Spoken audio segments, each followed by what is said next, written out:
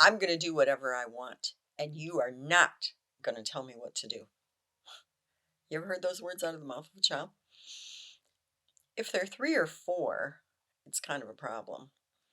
If they're 15, it might be really irritating. And if they're 17, in certain ways, it may be completely appropriate. Today, we're going to talk about nurturing independence in your child. There's this really hilarious movie with Matthew McConaughey and Sarah Jessica Parker called Failure to Launch, about a family who had a son who never, ever wanted to leave home. And why would he? Huh, he had it so good at home. He never had to do a blooming thing, and he had everything he ever wanted. Unless you want your child living with you when they're 35 years old, sleeping on your couch or sleeping in your basement, and never being a productive, contributing human being, you need to nurture independence in your child. Trust me about this one. However, let's talk about balance for a minute. Every human being needs other people. So, though you do really want them to be an independent adult, you do want them to have an understanding that in certain ways we need a balance between full and complete independence and a dependence upon certain reliable, meaningful people in our lives. That doesn't mean we depend upon our parents for the rest of our lives for financial support and for shelter. What it does mean is we can probably depend upon our parents for the rest of our lives for emotional support and for great counsel, and when we ask for it, for good advice. It means that in a marital relationship, a husband and a wife can depend upon one another. When I'm struggling, you're going to love me. When I'm working really hard, you're going to understand and not get really bent out of shape and angry with me about what I must do to meet my responsibilities for my employer. Sometimes I'm so busy with the kids, I don't have as much time for you as I used to have when we were younger and carefree and in a place where we didn't have children in our relationship. So I need to be able to depend on my marital partner to love me and care for me, understand me, and support me. So you do need to teach them that sense of balance, but you really need to nurture independence in your child's life. When a child is very small, I mean 2 and less, there's really hardly any such thing as independence. You are going to be doing it all. They are going to be completely dependent upon you. Not only is that expected, it is normal. By the time a child is 3 or 4, though, they're going to start to exert independence. Some kids will do it as young as 26, 28 months, depends on how strong their personality is. A really strong willed kid will start up well before he's 3 with, I can do this myself. And when they can, you allow them to do it. If they get dressed and they put their shorts on backward, they put their shirt on backwards, they put their shoes on the wrong foot. Life happens. Now, granted, if they're wearing well fitted shoes and they're on the wrong foot, you're going to ask them to move them over and explain to them why. But in general, if you can, when they make an independent decision like getting dressed, let it go. It's okay. Let them have the, I'm going to use this word appropriately, the pride of independence in something they did themselves. If it's absolutely not going to work or it's completely ridiculous, you can correct them and say, how about if we turn this around? Did you notice that the tag is right here and it's irritating you and it's driving you crazy? Oh, and the buttons are in the back. How about we turn this around? Maybe they're going to say, I don't really want to. Okay, it's not hurting anybody. Let it happen. By the time they're 4 or 5, and they're either getting ready to go to kindergarten or they're just starting it, they're going to have quite a good bit of independence. They're going to exert their independence by telling you what kind of backpack they have, what kind of things they want in their lunch, or if they want to have lunch at school. They're going to exert independence in telling you whether they want to wear shorts or pants or a skirt, or they want this kind of coat or this kind of jacket. They're going to tell you, in terms of independence, what they want to eat and what they're willing to do and what they aren't. And of course, because we're in the month where we already talked about a number of things, and one of those things is cooperation. You also need to help them understand this balance as best you can between independence and dependence. I'm depending upon you to cooperate with me and help out with this. I know it's not your favorite, but I need your help. But on the other hand, you can make an independent decision about whether you want to sweep the floor, or whether you want to run the vacuum in the living room, or whether you'd rather wash the dishes. Again, this is a child who's a little bit older, but you get to make some decisions. That's an independent decision.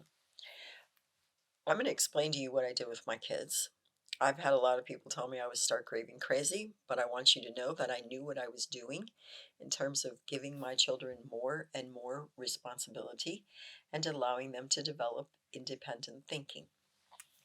By the time they were 14, I gave them a clothing budget for the year, and I would tell them, you probably need 2 pairs of dress pants and 4 pairs of jeans and, a couple of pairs of shorts, and heaven only knows that you need a number of shirts, dress shirts and t-shirts and whatever all.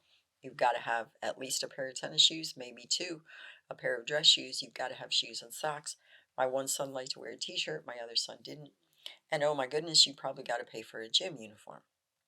Here's your budget. I would give them the money. I'd say, no, I'll take you to the mall. I'll take you to Goodwill.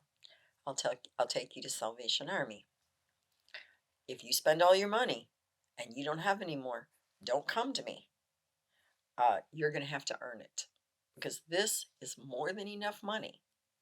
And if you spend it all on a, $200 pair of shoes, don't come to me. You're going to have to find out a way to get your clothes yourself. And oh, they had to wash their own clothes and take care of those clothes too. I have to tell you, I really never hid any snags. My sons were raised by me their whole life. I was who I was. I gave them a firm foundation in the beginning. I continued to instruct them in what it was going to take to live. And by the time they had to make those independent decisions about their clothes, they were capable of doing that. And so it was very fascinating, because my one son would just buy 3 or 4 outfits. He didn't get everything he needed, but he bought really expensive, really good quality clothes at Belk's or Marshall's.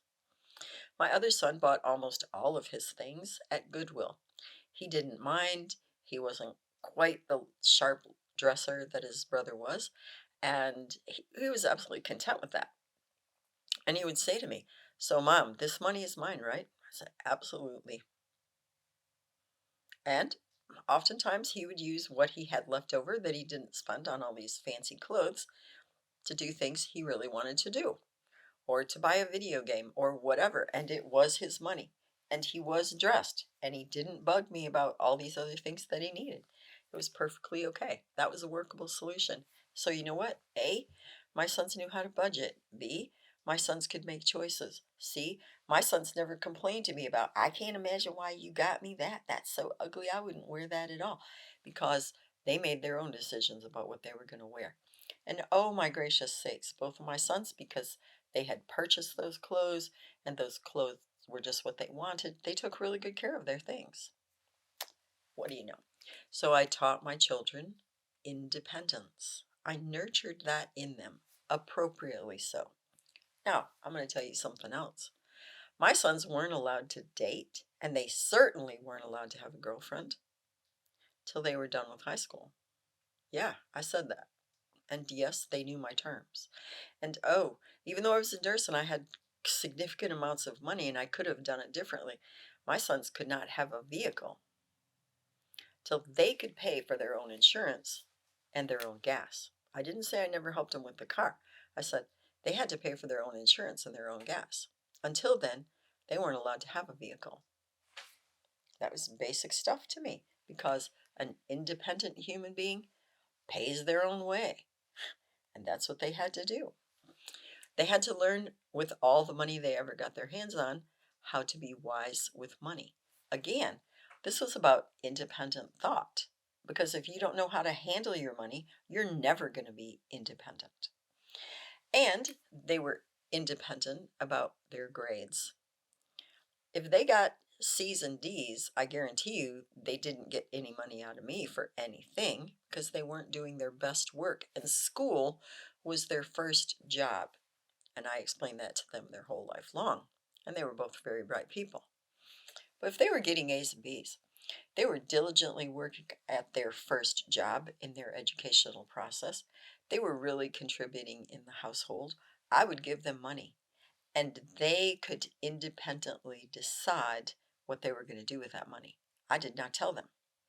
I didn't say, oh, you're going to do this. No. As we already discussed, 10% of that money went to God. That was voluntary. I didn't make them. I suggested strongly to them that 10% of that money went into savings, and it generally did. The other 80%, that was their money. They bought and they did what they wanted to, whether that was to go to the video arcade or buy new tires for a mountain bike or go buy additional clothing, which would be one of my son's stories, or go eat a really great meal, which would be another one of my son's stories. Whatever they chose, that was their money. And they were allowed to be independent as older teenagers about that money. Let me tell you what happened the year they were seniors in high school. We developed a contract. Actually, they did. They wrote down what they were going to do and what the consequences were going to be if they did not. So, my one son, if he did not attend school and he did not attend church, he would hand over his car keys to me. And it actually happened one time, and because it was his idea and his expectation, he handed those car keys over, no problem. Because I told them, this last year while you were under my care and under my financial provision, you need to start living like a young adult. So you need to make your own decisions. But you also have to understand for every one of us, there are consequences when we don't live a responsible life, even a responsible life to ourselves. So you need to lay this out so that if you aren't living responsibly, there are consequences that hurt because that will motivate you to do the right thing. And that's what they did. And I didn't tell my kids what to do. I didn't have a big curfew down for my kids. It wasn't like that. They got to make independent decisions. If they didn't follow through, if they went against their own contracts, oh, there were consequences. And they definitely happened more than once in both of my sons' lives in their senior years. But I allowed them the independence of living as a young adult while still under my care, so that when they really were out there on their own, it wasn't all that scary, and they had already had some experience with that, and they were pretty capable of being independent. So I want to encourage you and challenge you to nurture independence in your child. Here's my question, and actually it's a two-part question today. The first part is, are you living independently? As an adult, are you capable of taking care of yourself? Are you living independently? Because if you're not, there's very little likelihood that you're going to be able to nurture and foster independence in your child.